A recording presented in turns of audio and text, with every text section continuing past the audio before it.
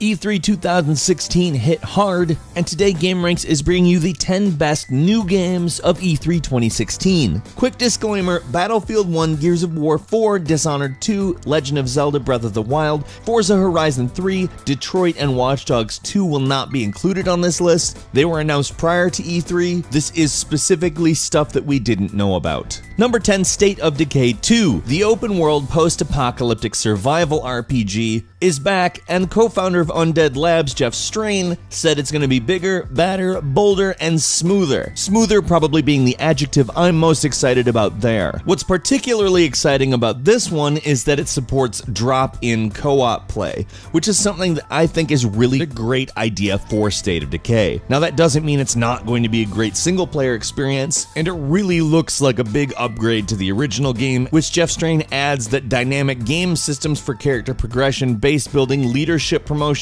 and consequence-driven storytelling are going to result in a dramatic experience that tests your will to survive. I'm ready. Number 9, Days Gone. Days Gone is an open-world action-adventure game that distinguishes itself pretty well from the other devastating global zombie pandemic games, firstly by setting itself in the wilderness, which is frankly probably where you would end up if society shut down, and also by having the character focus on a much more emotional center. But on top of that, I don't know if you saw the gameplay for this game, but I don't think I've ever seen a game where they treat hordes of zombies literally like a wave. It's overwhelming in the absolute best way, and I can't wait to play this. Number 8, Steep is an open-world alpine sports game, which if that sounds ridiculous or silly or weird, I understand. But after you watch some gameplay of it, you get it. It combines the best parts of a lot of the best games out there, snowboarding, skiing games, wingsuiting, paragliding, with an open-world exploration element, and a lot of interesting ideas like the ability to challenge friends to tough jumps that you found and executed. The game looks to really fill a void left by a total lack of extreme sports games and then some. I think a lot of people who aren't even into that type of game are going to be very interested in this because it looks to explore the concept on such a different level than ever before,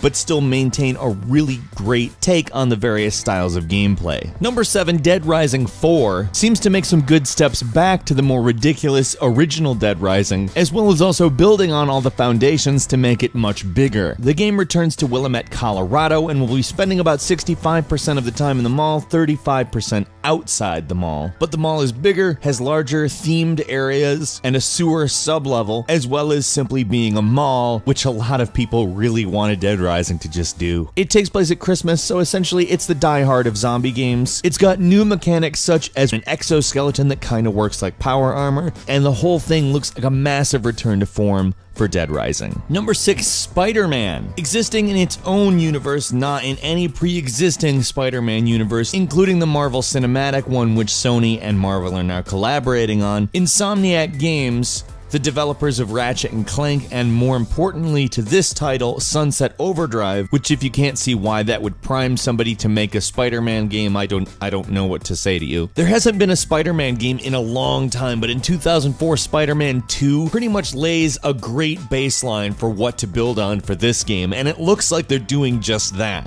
The fact that it looks so much like that Spider-Man game makes me really excited too, because that game was so fun. Just to say it flat out, I'm really excited just to have a new Spider-Man game. Number 5, Prey, which is not Prey 2, which would have been the sequel to the 2006 version of Prey.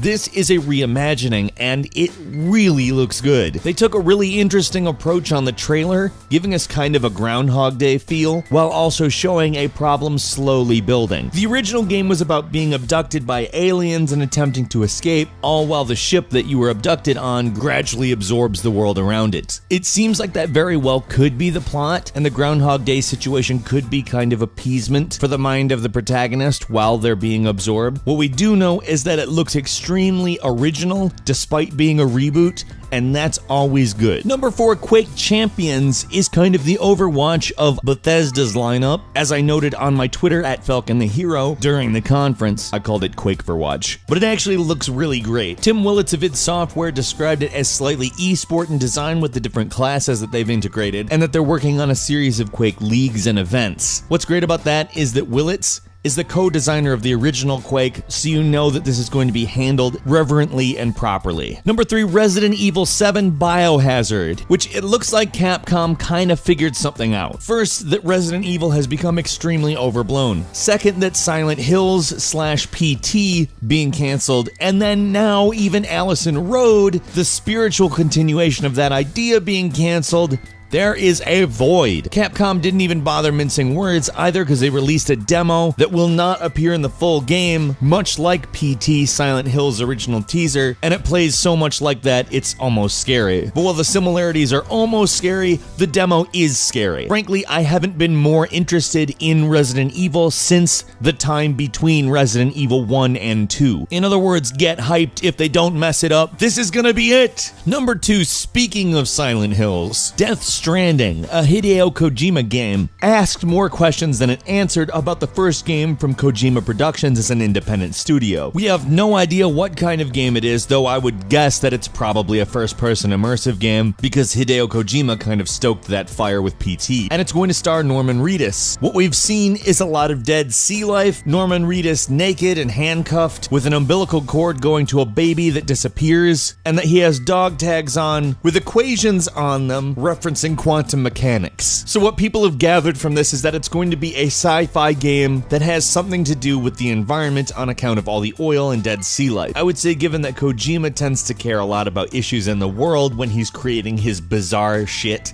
that we all love. I'm flabbergasted by this, but I'm like ready for more. Give me more. This is very bizarre and mysterious, and that's exactly kind of what I wanted from Hideo Kojima. I hope everybody else is intrigued as I am. And finally, number 1, God of War, which just turned God of War on its head. It's not a reboot. It is a continuation of the story. The big difference, obviously, Kratos is a dad now. He's got a beard, indicating some age, and he's kind of cold, but he's also a little bit more patient. His son shot him with an arrow, and he didn't, like, flip out or anything. He just kind of moved on, which, I mean, good on you, man. His son is apparently going to stay with him for the vast majority of the game, and a lot of it is going to be about him kind of regaining his humanity. What's interesting is that it appears to be a similar style of play, but it's setting up something much bigger. They're saying there's a massive plan behind it and that it extends beyond this game, so, I mean, if it follows this much more layered approach, I'm excited, because I love the God of War gameplay, but I like that moving forward, we're going to try to go a bit deeper. With age comes experience, and this series has got some age on it, so let's bring the experience. What was your favorite game that was announced at E3 2016? Let's go to the comments for that and have a nice long discussion. I know you're probably equally hyped as I am, so if you enjoyed this video, please click the like button. If you're not subscribed to GameRanks, now is a great time to do so. We upload brand new videos every single day of the week. The best way to see them first is, of course, a subscription.